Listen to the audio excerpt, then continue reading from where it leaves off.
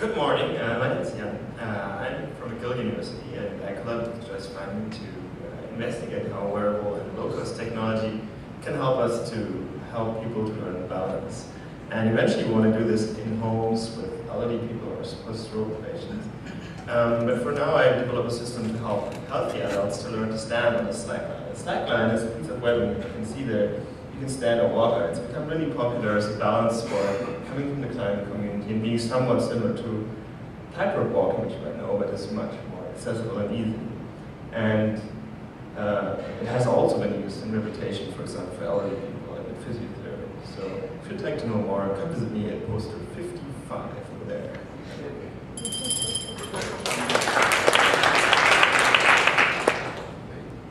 Good morning, I'm Eric Gibson, and I'm from the University of Maryland. I'm presenting some work that we did. We developed a treadmill, or we didn't develop a treadmill, we developed a low-cost way to provide visual feedback about trunk motion during walking.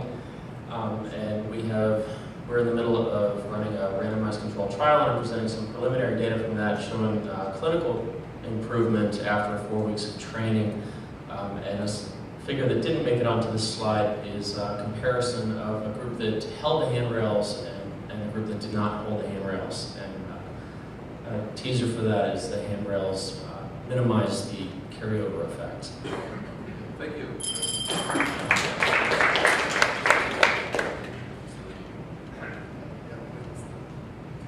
Hello, my name is Philippe Archambault. I'm from McGill University. I'm presenting some new development related to our power wheelchair driving simulator. So we developed a new version through a user-centered approach. We first designed a version with a team of 3D graphics designer and clinicians. Then we went through a first round of evaluation with a group of clinicians and wheelchair technicians. Based on their comments, we made further modifications, and this was then tested in a group of clinicians and expert children users. So come and hear the story to look at the results and how this helped into creating, I hope, a worthwhile system for the training of wheelchair users. So I'm over there. Thank you.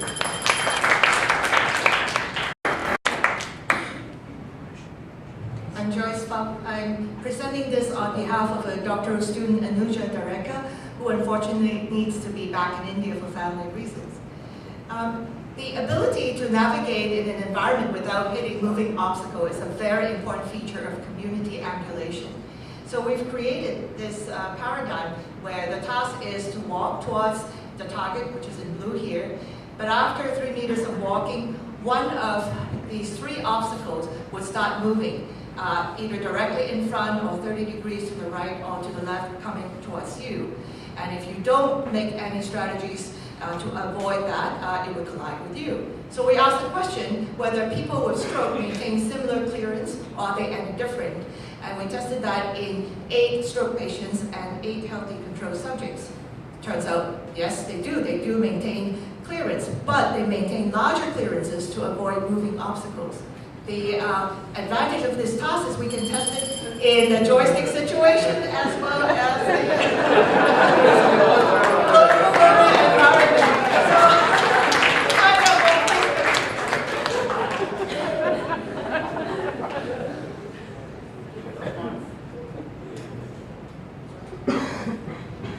Okay, so I'm going to talk about the trade-off between visual tracking, cognitive visual tracking and stability. Let the visual talk.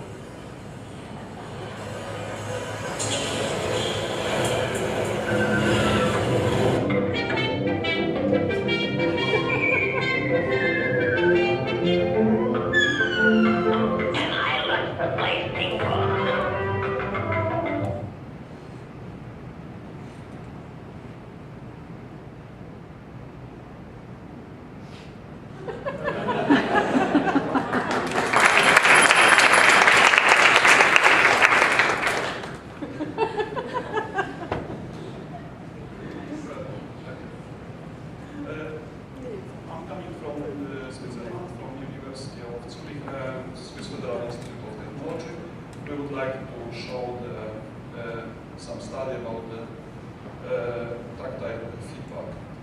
All we know that the physical feedback is important in visual rehabilitation,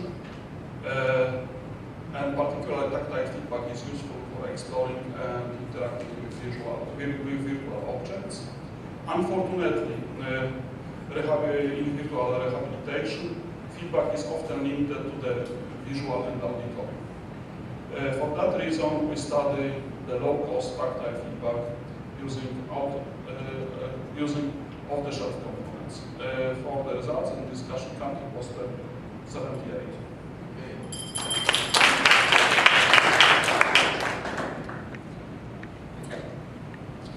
So good morning everybody, my name is Iveta Fajnerova and I'm from Prague, which means I represent the 1% of people coming from Czech Republic. And if you are interested in our work, we are working with schizophrenia patients and we are assessing their cognitive deficit using some virtual analog of spatial navigation tasks such as Morris Watermaze. And why we are doing it? Because in animal clinical studies, usually such tasks such as spatial navigation tasks are used. But in schizophrenia patients, some standard methods like paper and pencil tasks.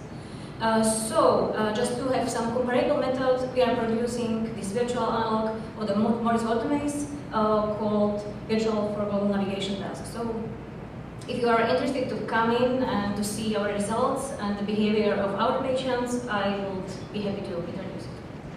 Okay. Number 19, 22. Hello everybody, I'm Evelyn Klinger.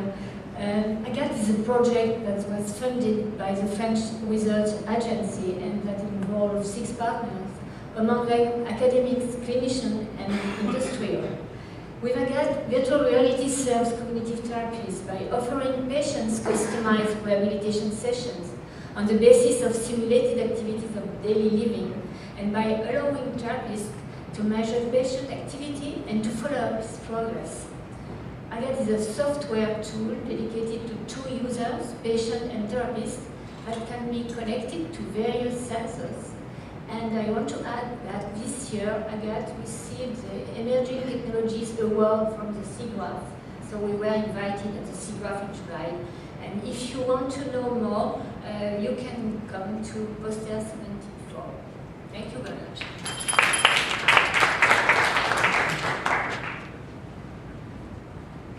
Virtual reality systems are promising treatment options for physical and occupational therapists in stroke rehab because they can target the motor learning principles of challenging, task-oriented, and motivating practice. However, as we've heard often during this meeting, it can be really difficult to train therapists to integrate virtual reality systems into practice, and there are few training options available. So the purpose of this study was to develop and evaluate the feasibility and effectiveness of a knowledge translation strategy to teach therapists to provide motor learning-based virtual rehabilitation. So the KT strategy includes interactive e-learning modules with videos and activities, in-person experiential training, audit and feedback, as well as ongoing membership. And we're focusing on GestureTech's IREX system because that was in place at the 2 clinical sites but going completely unused. So therapists have gone through the KT strategy and we're collecting data from both therapists and clients. They're using the IREX system. And our hope is that this KT strategy can be generalizable to other systems and can be implemented on a wide scale.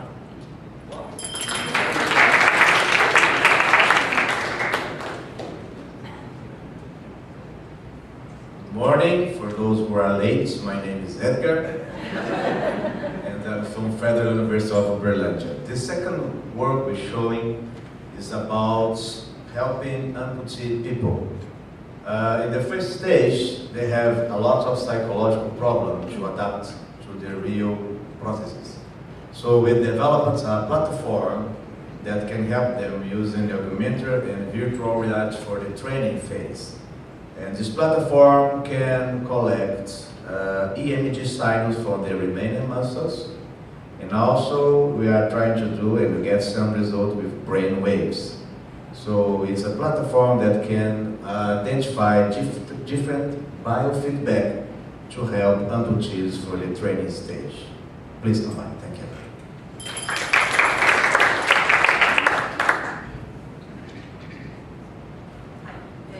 I can either speak in Hebrew or read. So our objective was to study the effect of visual scenery depicting straight and inclined path on gait.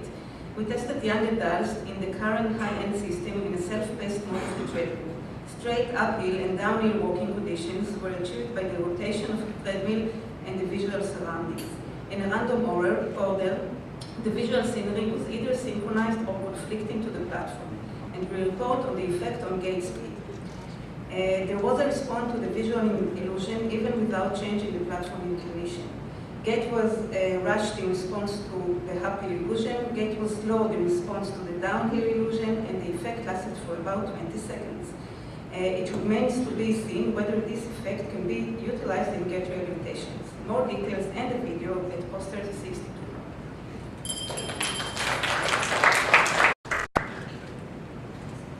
Hi everybody, my name is Sarah Snell. I work at the People Lab at University, and I'm interested in developing sub-threshold vibrating insoles. And that really starts with the actuators. So we got our new actuators for linear resonance and put them into flip-flops and did a quick pilot study that compared different types of visual field immersion to the effects of vibration. And we got some pretty positive and interesting results on posture. So we went back to the drawing board and built a whole new system that has a lot of cool features like step counting, 24-hour battery, really easy to use amplification system. So come see us at poster 34. Thank you.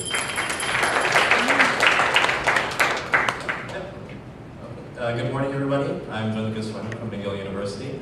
And I'll start by saying that the somatosensory inputs to the hand, such as light fingertip contact or even holding onto a cane, seem to facilitate positive walking outcomes and balance outcomes. This has also been found in stroke and elderly populations. What little or less is known about the effects of forward tensile forces applied to the hand. And we've set up this virtual reality setup to replicate the effects of even walking with a dog, right? So we have robotics and virtual reality setup, and we have subjects walk along with our virtual dog. And there's a bit of a spoiler alert for the outcomes, but we do have positive outcomes, and I invite you to look at the poster. Check it out. It's poster 65. Thank you. I'm representing Sandeep Subramanian, who couldn't make it. He's a new father, so he had other responsibilities. This is the result of a secondary analysis of a study that we did on evaluating the effects of two different environments, a physical environment and a virtual environment for upper limb rehabilitation in patients with stroke. The overall results of that study, which was previously published, is that the training in the virtual environment resulted in significant improvements in all the variables, but especially in the ranges of elbow and shoulder movement and trunk displacement after the training and also at a follow-up period compared to the PE. So there were definitely some benefits in terms of the kinematic improvements. But in the secondary analysis now, we looked at the cognitive impairments and how they related to different aspects of motor learning. The changes are complex, and I invite you to look at the poster. Hi, I'm Gordon Cao from McGill University with Dr. Wendy Levin and Dr. Philippe Archambault. And we're involved in another virtual reality project aimed at upper limb rehabilitation that utilizes the Microsoft Kinect. Our poster is about one of the first basic steps in the development of such a project. That is the kinematic evaluation and validation of Kinect skeletal tracking. So we want first to determine the extent to which the Kinect tracking of hand position, elbow angle, and trunk position match that of a gold standard tracking system. Second, we wanted to know how well the Kinect tracking worked over a range of Kinect camera positions. And so that's what our poster is about. It's poster 32, and if you're interested, come by and I'll explain it all and more. Thank you very much.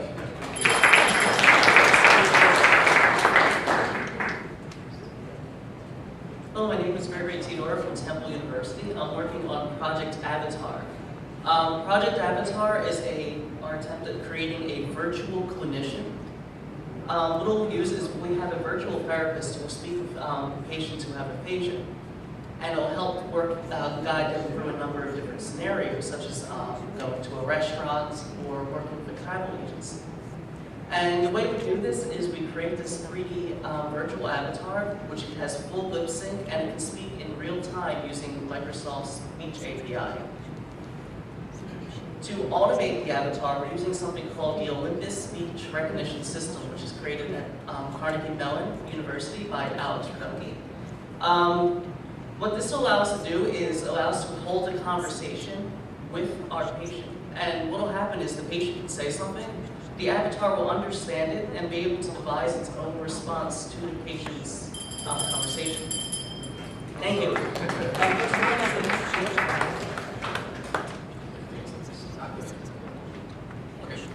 Hi, I'm Matt Whitstein from the University of North Carolina at Greensboro. This is a continuation study, and in the first study we used a virtual environment to have subjects synchronize walking on a treadmill with a visual metronome. The continuation study that I'm going to be presenting is seeing if we can use a similar stimulus in other realms. So we use a robotic hip exoskeleton with the exact same timing patterns of the visual stimulus to see if subjects would be able to change the dynamic patterns in their gait. If you want to learn more, please come to poster 66.